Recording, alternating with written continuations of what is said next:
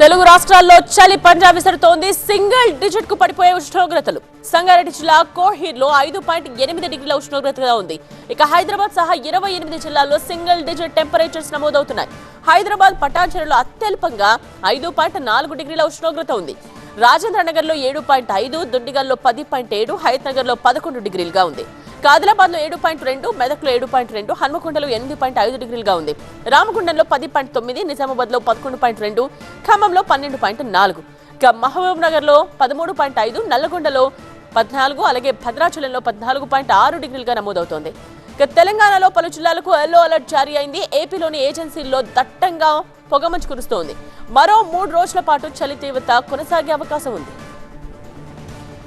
తెలంగాణ వ్యాప్తంగా చలి పంజా విసురుతోంది. ఉత్తరాది నుండి వీస్తున్న శీతల గాలులతో రాష్ట్రంలో చలి తీవ్రత అనూహ్యంగా పెరిగింది. సాధారణం కంటే 3-4 డిగ్రీలు తక్కువగా కనిష్ట ఉష్ణోగ్రతలు నమోదవుతున్నట్టు హైదరాబాద్ వాతావరణ కేంద్రం ప్రకటించింది. తెలంగాణలోని ఉత్తర, పశ్చిమ, ఈశాన్య జిల్లాల్లో ఈ రోజు, రేపు చలి తీవ్రత మరింత ఎక్కువగా ఉండనుంది. అతి శీతల గాలులతో పాటు పొగమంచు పెరిగే అవకాశం ఉందంటూ ప్రజలు అలర్ట్ గా ఉండాలని ఎల్లో అలర్ట్ జారీ చేసింది వాతావరణ శాఖ.